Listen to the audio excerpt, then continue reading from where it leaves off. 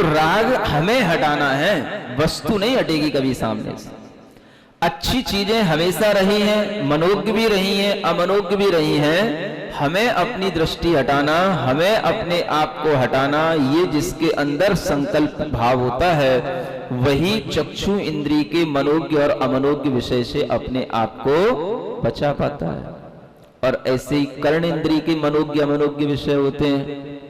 जो हमारी प्रशंसा कर रहा हो, सुन रहे हो, तो उसमें ऐसा मन होता है थोड़ा सा और करता रहे, थोड़ा सा और बोलता रहे, फिर भी उसको थोड़ा सा पूछ के और बोलते हैं, और तो बताओ, और तो बताओ क्या कहा था उनने हमारे लिए, हैं? तुम उनसे मिलने गए थे तो उनने और फिर क्या पूछा था, फिर कैसे कहा था, फिर तुमने क्या कहा था, फिर उनने क्या कहा था, थोड़ा और तो बताओ।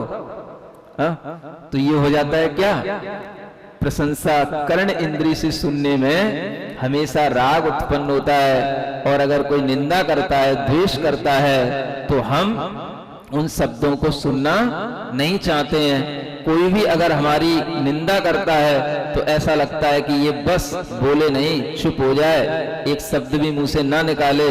इस तरह से हम उसके प्रति ऐसी भावना करते हैं।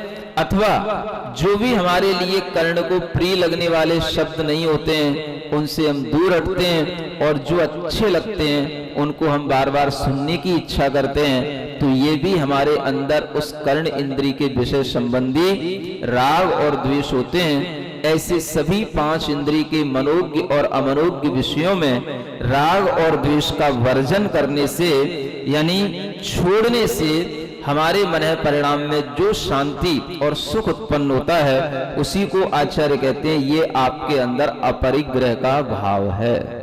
ऐसी ये अपरिग्रह व्रत की दृढ़ करने की भावनाएं हैं। आगे पढ़ते हैं। हिंसा दिश्विहा मुत्रापाया वध्य दर्शनम। यहां कहते हैं कि अब हमने 5 व्रतों की 5 भावनाएं तो पढ़ ली, समझ ली, इनको भाना है, हमेशा इनको चिंतन में लाना है। लेकिन कुछ समूह रूप में हम अब ये 5 व्रतों की 5 भावनाएं आपके अंदर और कैसे दृढ़ हो सकती हैं, तो एक साथ इस रूप में आप और चिंतन कर सकते हैं। कैसा चिंतन? हिंसा आदिशु।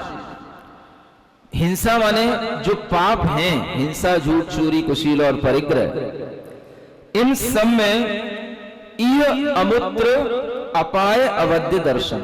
यही माने इस लोक में अपाय देखा जाता है। अपाय का मतलब होता है दुख देखा जाता है।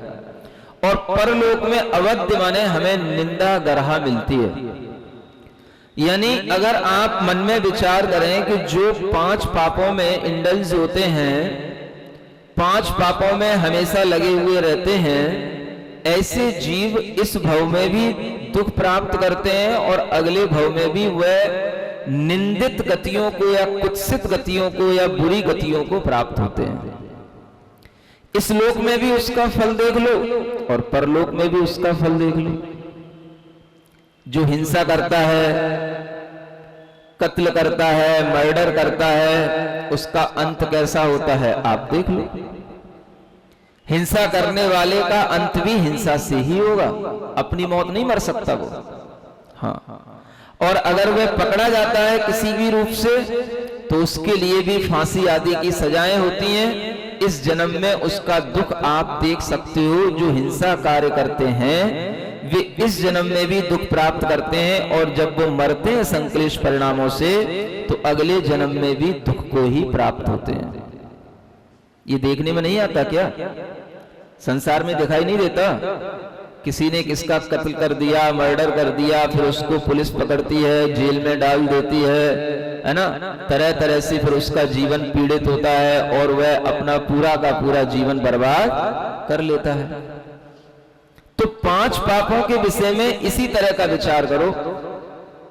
इस लोक में अगर 5 पापों में कोई ज्यादा आसक्त मिलता है तो उसकी परिणति क्या होती है? अगर कोई झूठ बोलने वाला होता है, ज्यादा झूठ बोलता है, तो झूठ बोलने वाले को भी जो है गिरफ्तार कर लिया जाता है। झूठ बोलने वाले के प्रति लोग विश्वास करना छोड़ देते हैं। यहाँ तक कि अपने ही घर के लोग होते हैं तो उन्हें अपने ही बेटे बेटियों की बात पर विश्वास नहीं होता है। तो झूठ बोलने से हम दूसरों के कभी विश्वास पात्र नहीं बन सकते। झूठ बोलने की आदत पड़ी रहेगी, कोई भी हमारा विश्वास नहीं करेगा, हमारी बात पर कोई तवज्जो नहीं देगा, तो क्या होगा? आपको इस जन्म में भी अनेक प्रकार के दुख सहने पड़ेंगे और उस झूठ पाप के कारण से अगले जन्म में भी आपको निम्न गतियों में जन्म मिलेगा। ऐसे ही चोरी करने वालों के विषय में विचार कर लो। जो चोरी करते हैं वो कभी भी अपने मन में सुखी नहीं रह पाते, हमेशा भयभीत मिलेंगे। कोई हमें पकड़ ना ले, कोई हमारा भेद खोल ना दे, कोई हमें पहचान ना ले।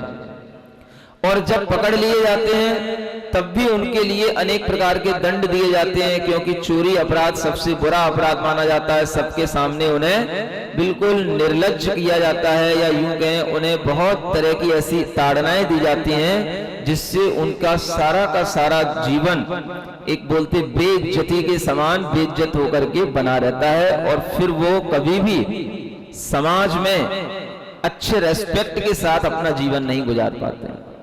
किस कारण से? चोरी के कारण से। आप लोगों को ये सब चीजें दिखाई नहीं देती क्या? टीवी पे भी कभी दिखाई नहीं देता कि न्यूज़पेपर पढ़ते उसमें दिखाई नहीं देता कि आसपास कोई घटनाएं होती हैं तो उसमें समझ नहीं आता ये सब पहले ही होता था क्या? अभी नहीं होता? बोलो तो होता है। इन्हीं सब के कारण से तो सब न्यूज चैनल चल रहे हैं। अगर ये 5 पाप ना हो तो एक भी न्यूज चैनल चल ही नहीं सकता और एक भी न्यूज चैनल हाईलाइट नहीं हो सकता। समझ आ रहा? ये 5 पापों के ही न्यूज़ चैनल पे रहती हैं, और इन्हीं 5 पापों के माध्यम से उन न्यूज चैनलों के उठाव आते हैं। कौन कितना ज्यादा बढ़ रहा है, जो जितनी ज्यादा ये प्रकार की खबरें दिखाएगा वह न्यूज चैनल उतना ही ज्यादा हाईलाइट होगा और फेमस होगा। समझ आ रहा है? इसलिए सब न्यूज चैनल वाले खोजते फिरते हैं शहरों में खबरें। ढूंढो तो सबसे पहले वो खबर हमारे चैनल पे आनी चाहिए, तब हम कह पाएंगे केवल इसी चैनल पर ये खबर आपको दिखाई जा रही है। समझ आ रहा है? तो सब ढूंढते फिरते हैं और सबको ये सब चीजें आसानी से मिल जाती हैं। हिंसा, झूठ, चोरी करने वाले भी लोग अपने ढंग से अनेक अनेक तरह की चोरियां करते हैं, और वो बड़े बड़े लोग बड़े बड़े स्तर की चोरियां करते हैं, तो छोटे छोटे लोग छोटे छोटे स्तर की चोरियां करते हैं। कोई छोटी छोटी चीजों को चुरा करके ही अपने को संतुष्ट कर लेता है, वो उसकी जरूरत भी हो सकती है, लेकिन बड़े बड़े लोग तो ऐसी चोरियां करते हैं कि जब उनकी चोरियां पकड़ी जाती हैं तो फिर सिंगापुर और यूएस में जाकर के उन्हें बसना पड़ता है। नहीं समझ आ रहा है? माल यहां रह जाता है, माल्या वहां चला जाता है। नहीं समझ आ रहा? हाँ? ये तो सब चीजें समझ आती हैं आपको। ये सब क्या है? बड़े बड़े लोगों की बड़ी बड़ी चोरियां हैं। बैंकों की बैंकें खोखली हो जाती हैं, कॉरपोरेट बड़े बड़े चलते रहते हैं और भीतर से सब सुपड़ा साफ रहता है। करोड़ों के घोटाले चलते हैं और उनके ऊपर करोड़ों के कर्ज हो जाते हैं, और वो सब झूठ के साथ चलता है, चोरी के साथ सब चलता रहता है। ये सब के जब राज खुलते हैं तब बड़ी बड़ी हेडलाइंस में आता है एक और घोटाला। क्या समझ आ रहा है? ये सब क्या है घोटाला? सीएम बनकर के भी चारा खाना पड़े, नहीं समझ आ रहा है? तो इससे बढ़कर के चोरी और क्या होगी? जो चारा गाय और पशुओं के काम आता है, अगर वही चीज का भी उपयोग अगर चोरी के रूप में किया जाए और वह जो है किसी एक बड़े मंत्री के साथ हो जाए, तो समझो कि जब बड़े बड़े लोगों में इतने बड़े बड़े चोरी करने के भाव पड़े रहते हैं, तो आप ये नहीं कह सकते हैं कि हमारे अंदर चोरी के भाव नहीं है। ये बात अलग है कि आप उतनी ही चोरी करके संतुष्ट हो जाते हैं। अगर आपके अंदर लालसा है तो आपको कहीं एक मोबाइल पड़ा मिल जाएगा, कहीं किसी का कोई पर्स पड़ा मिल जाएगा, किसी का कोई कार्ड पड़ा मिल जाएगा, तो आप उसी को भुनाने की कोशिश करेंगे, उसी को अपने पास लेकर के उसी से अपना चोरी भाव पूर्ण कर लेंगे। तो भाव चोरी का होगा तो कहीं ना कहीं वह चीज हमारे अपमान का कारण बनती है। पकड़े जाने पर आदमी को बेइज्जत होना पड़ता है और अगले भव में चोरी का भाव फिर हमारे लिए अनेक कुयोनियों में हमें उत्पन्न कराने का कारण बन जाता है। कुशील भाव भी ऐसा ही है। आचार्यों ने क्या लिखा है, कितना खुला सूत्र है, जगत की व्याख्या कर रहा है ये सूत्र। इस लोक में जो कुशील करते हैं, दुराचार करते हैं, छुप कर के भी पाप करते हैं, तो उनके पाप कभी ना कभी उजागर तो होते हैं। पाप करते समय पर आदमी समझता है कि कोई नहीं देख रहा है, पता नहीं पड़ रहा है, लेकिन जब पाप करते समय उस पाप का घड़ा भर जाता है तो फिर अपने आप वह पाप बाहर झलकने लग जाता है। मालूम है ना, कैसे कैसे लोग कैसा कैसा पवित्र भेष धारण करके भी इन पापों से बच नहीं पाते हैं। और इन्हीं पापों के कारण से अब वो लंबी लंबी जेल यात्रा में पड़े होते हैं, उम्र कैद तक की सजाएं भोग रहे होते हैं और वह अब वहां से निकल नहीं सकते। लेकिन फिर भी उनको ये नहीं मालूम कि पाप कहाँ होता है। अगर ऐसी स्थिति में आदमी जेल में रहकर के भी इन पाप भावों का संकल्प पूर्वक त्याग कर ले तो भी उसकी गति सुधर सकती है, लेकिन आदत एक बार जो बुरी पड़ जाती है वो कभी भी छूटती नहीं है। ये ऐसे विकारी भाव होते हैं जिनके कारण से आदमी का जीवन पूरा का पूरा नष्ट नाबूद हो जाता है। कभी भी आप देखोगे जो कामुक व्यक्ति होगा, जो व्यक्ति इस प्रकार के कुशील भाव में संलग्न होगा, उसकी मानसिकता कभी भी स्वस्थ नहीं मिलेगी। वो हमेशा भयभीत सा, डरा हुआ सा मिलेगा और हमेशा पाप करने की तरकीब सोचेगा। हर जगह पर, हर बात पर पाप करने के उपाय खोजेगा और हर तरीके से अपने लिए ये सोचेगा कि मैं पाप कहां पर कैसे छुप करके कर लूं, लोग ना पता कर पाएं। लेकिन उसके बारे में सब लोग जान रहे होते हैं कि ये कौन सा पाप कहां कर रहा है और वो ये सोचता है कि किसी को पता नहीं है कि हम कौन सा पाप कर रहे हैं। समझ आ रहा है? ऐसे कुशील पाप में भी आज की पीढ़ियां बहुत ज्यादा संलग्न हैं और उसी संलग्नता के कारण से उनके अंदर वह पाप इतना बढ़ता चला जाता है कि उन्हें जीवन पर्यंत सुख नहीं मिल पाता। एक बार जो पाप कर लेते हैं तो उस पाप का उनके ऊपर इतना बोझ हो जाता है कि वह फिर जीवन में कभी भी अच्छे ढंग से धर्म भाव से जी नहीं पाते और उनका जीवन पूरा एक नरक की तरह चलता रहता है। जब हम अपने जीवन की होने वाली खुशियों को जबरदस्ती समय से पहले ही भोग लेते हैं तो आगे का जीवन हमें फिर पूरा खुशी वाला जीवन मिल नहीं पाता है। समय पर हमें जो खुशियां मिलती हैं, समय पर हमें जो सुख मिलते हैं, उनको अगर हम भोगेंगे तो वो हमारे लिए धर्म के साथ भोगना कहलाएगा। और अगर हम जबरदस्ती अन्याय से किसी भी तरह के कुशील आदि भावों से हम पहले से ही कोई सुख भोगने की चेष्टा करेंगे तो उससे हमारा आगे का जीवन नारकी जीवन बनेगा। तरह तरह के कष्ट और तरह तरह के रोग आपके अंदर पैदा होंगे और फिर अगला जीवन भी उस कुशील पाप के कारण से निम्न गतियों में होता है। कुत्ता, कुतियां, ये सब जो जीवन मिलते हैं ये इसी प्रकार के पाप के फल से मिलते हैं। समझ आ रहा है? कबूतर, कबूतरी, कभी आप देखोगे तो इनके सब पूर्व जन्म की जो वासनाएं होती हैं जो तृप्त नहीं हो पाती हैं, वो ये इस जन्म में इस रूप में भी करते रहते हैं लेकिन तृप्त नहीं होते। इससे सिद्ध होता है कि आदमी के अंदर का संस्कार अगर वह खुद नहीं बदलता तो वह निम्न गतियों का पात्र हो जाता है। और परिग्रह पाप को धारण करने वाला भी पकड़ा जाता है, उसके लिए भी अपमानित होना पड़ता है, सब कुछ सील कर दिया जाता है, सब कुछ उसके लिए होते हुए भी उससे छुड़ा लिया जाता है और वह बिल्कुल बेसहारा होकर के कहीं एकांत स्थान पर रहने को मजबूर हो जाता है। ये परिग्रह भी हमारे लिए पाप कहलाता है और इस पाप के कारण से भी लोग पकड़े जाते हैं, दुखी होते हैं। परिग्रह की लालसा रखने वाला जो है उसमें वह कभी भी सुखी नहीं हो पाता और अगले जन्म में भी वो परिग्रह की लालसा से बड़े बड़े सर्प, अजगर आदि जो योनियां मिलती हैं, ये उसी परिग्रह की लालसा के कारण से मिलती है।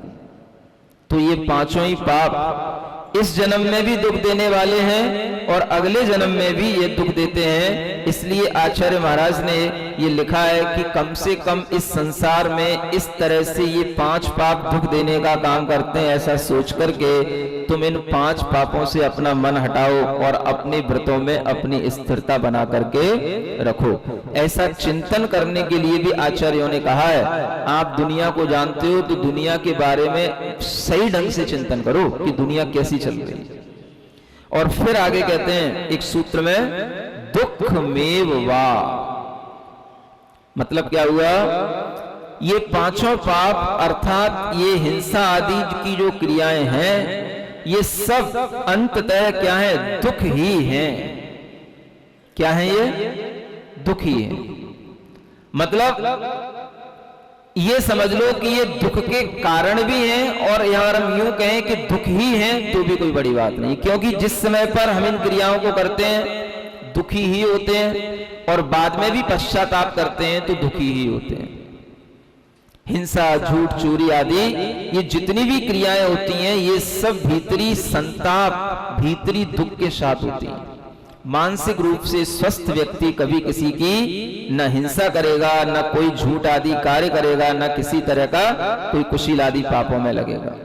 तो ये सब मानसिक रूप से जो रुग्ण व्यक्ति होते हैं, जिन्हें अपने मन पर नियंत्रण नहीं होता है, वही व्यक्ति इन 5 पापों में संलग्न होते हैं और वो हमेशा दुखी बने रहते हैं। अगर पढ़ने वाले विद्यार्थियों के अंदर ये 5 पापों की अधिकता हो जाती है तो उनका कभी पढ़ने में मन नहीं लग सकता है।